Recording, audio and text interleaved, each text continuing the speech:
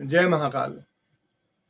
कई बार मन में ये विचार आता है कि जब उत्तराखंड के चारों धाम बंद हो जाते हैं तो शीत ऋतु के कारण तब वहाँ पे क्या होता है, पूजा पाठ का क्या नियम होता है, रोज के नियम कैसे होते हैं, क्या वहाँ कोई रहता है। आइए, जो लोग इसको जानने के लिए इच्छुक हैं वह इस वीडियो को पूरा देखें।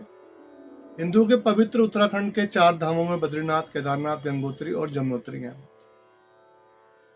श्री बद्रीनाथ जी में भगवान विष्णु नारायण, केदारनाथ जी में भगवान शिव, गंगोत्री में माँ गंगा और यमुनोत्री में माँ यमुना के पवित्र दर्शन हैं।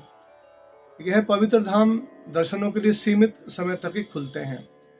जब इनके दर्शन सर्दियों में भारी बर्फबारी की वजह से एक फिक्स तारीख पे बंद हो जाते हैं तो हमारे मन में अक्सर सवाल आता है कि चार धाम के जब द्वार बंद हो जाते हैं तो इनके मुख्य देवी देवता की पूजा सेवा कहाँ होती है, क्योंकि यह सब साधारण देवी देवता नहीं, जागृत देवी देवता हैं और उत्तराखंड की परंपरा में इन्हें जीवित देवी देव के रूप में पूजा जाता है। आइए, प्रैक्टिकल पंडित के इस नए वीडियो में आपका स्वागत है।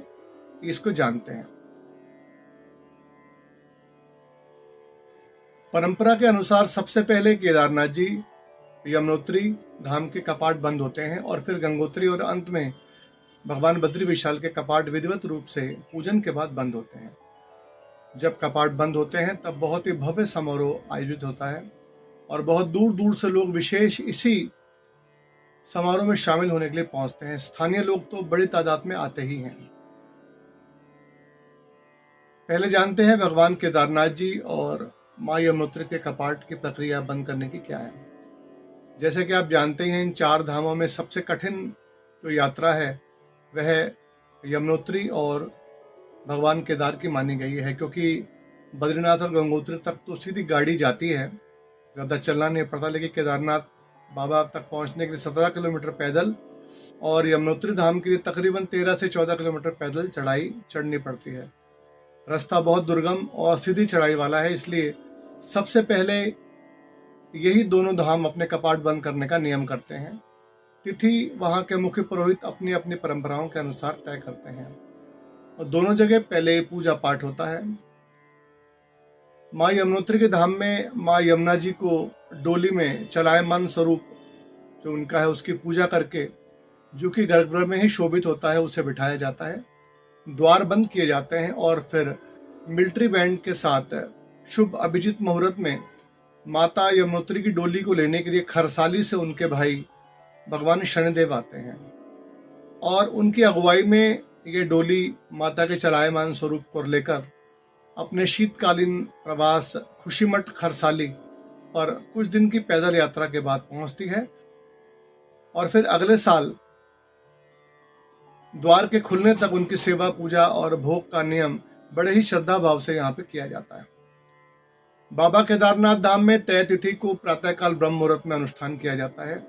उसके बाद शुभ समय काल देखकर मुख्य ज्योतिर्लिंग जो बाबा का स्वरूप है सब श्रृंगार हटाया जाता है और मुख्य रावल जी के सानिध्य में शुष्क पुष्पों से श्रृंगार करके कुंजा, ब्रह्मकमल और राख भस्म से बाबा को समाधि स्वरूप दे दिया जाता है।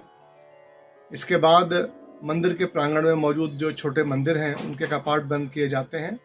फिर पहले दक्षिण द्वार को बंद करके बाबा की डोली उनके पंचमुखी स्वरूप को, पंचमुखी विग्रह को लेकर बाहर आती है और फिर पूर्व द्वार को भी बंद किया जाता है और मिलिट्री बैंड बड़े भव्य काफिले के साथ बाबा की डोली को अपने 2 दिन की पैदल यात्रा के बाद ऊखीमठ पहुंचाता है, जहां पारंपरिक रूप से बाबा का स्वागत होता है और वहां ओंकारेश्वर मंदिर में बाबा की शीतकालीन सेवा बड़े ही प्रेम और श्रद्धा भाव से की जाती है और बाबा की वापसी तक यहाँ पे सेवा होती है। यहाँ 2 बड़ी विशेष बातें हैं जो कि बाबा के नियम में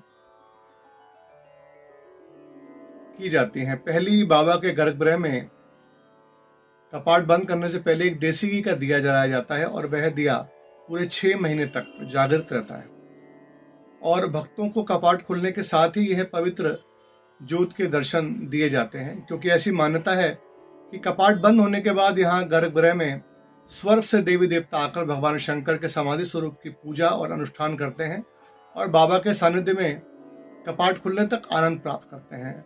और दूसरी बात यह है कि बाबा को शुद्ध गाय का घी का लेप लगाकर एक कंबल उड़ाया जाता है जो कि कपाट खुलने के बाद छोटे छोटे टुकड़ों में प्रसाद स्वरूप भक्तों को बांटा जाता है।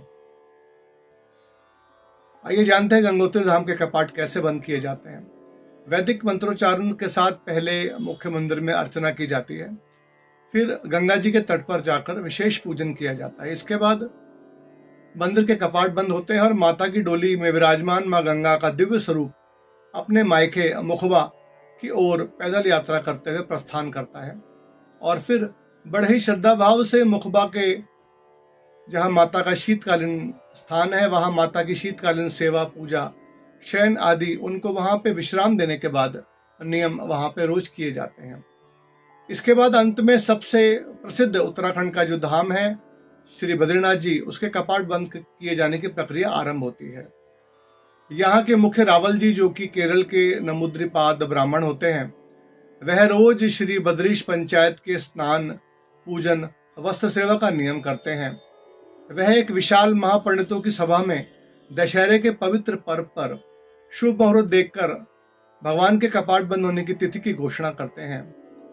यह बड़ी अनोखी बात है कि यहाँ पे सब धामों की बंद होने की जो तिथि है, कपाट बंद होने की, उसका संबंध दिवाली से जुड़ा हुआ है। दिवाली के बाद हर साल यह नियम भाई दूज या अन्य फिक्स तिथि पर ही होता है, लेकिन केवल भगवान नारायण की तप स्थली बद्रीनाथ जी के कपाट मुख्य रावल जी के मुख से निकले हुए वचन के आधार पर ही तय की हुई तिथि पर हर साल अलग अलग रूप से होते हैं।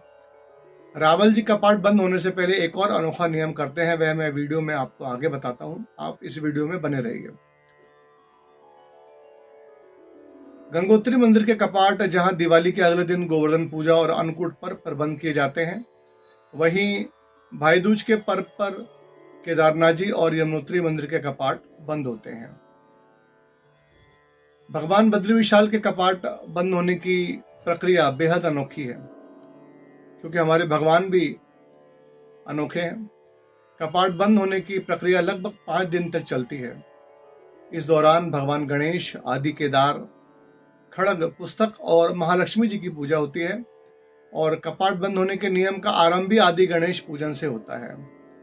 भगवान गणपति जी की मूर्ति को बद्रीनाथ धाम के गर्भगृह में विराजित कर प्रांगण में स्थापित कर जो गणेश जी का मंदिर है उसके कपाट बंद कर दिए जाते हैं। इसके बाद आदि केदार जी के कपाट बंद होते हैं। फिर खड़ग पुस्तकों का पूजन करके उन्हें भी मंदिर में भगवान के समीप रख दिया जाता है।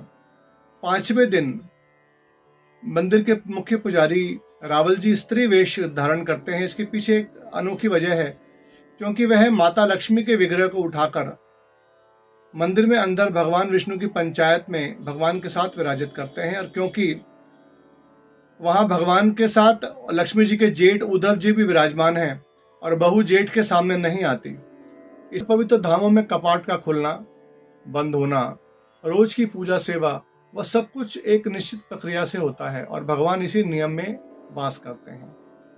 वहां हर समय केदारनाथ जी में रुद्री पाठ, बद्रीनाथ में विष्णु सहस्त्रनाम का पाठ, गंगोत्री और यमुनोत्री में सहस्त्रनाम का पाठ होता ही रहता है। और इन्हीं परंपराओं में प्रभु अलग अलग स्वरूपों में अपने भक्तों का कल्याण करते हैं।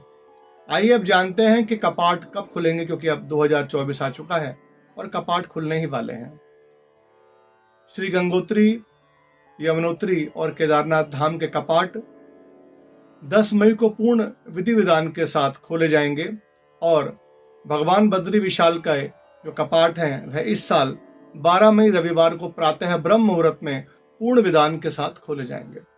और इसी के साथ भक्तिभाव से परिपूर्ण साक्षात ईश्वर के दर्शन करवाने वाली उत्तराखंड के दिव्य 4 धाम की यात्रा का शुभारंभ हो जाएगा।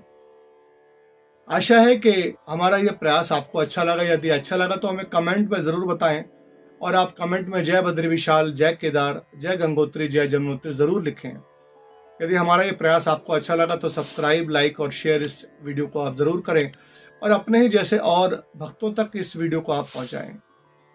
हिंदू धर्म को जागृत करने के लिए समय समय पर मैं इसी प्रकार से वीडियो कि हमारे प्रभु किस प्रकार कैसे अलग अलग रूप में लीलाएं रचते हैं, यह वीडियो मैं अपने चैनल प्रैक्टिकल पंडित और हमारे पेज इंस्टाग्राम के प्रैक्टिकल पंडित जी के माध्यम से समय समय पर आपको भेजता रहता हूं।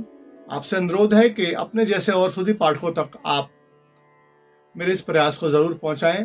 मैं महंत पंकजनाथ काली मंदिर से आप सभी भक्तों को प्रणाम करता हूँ और आपके जीवन में सदा सुख बना रहे, आपके जीवन में समृद्धि बनी रहे और आप सदा स्वस्थ रहें, ऐसी मंगल कामना भगवान बद्रीनाथ और भगवान केदारनाथ, माँ गंगोत्री यमुनोत्री के चरणों में करता हूँ। जय महाकाल।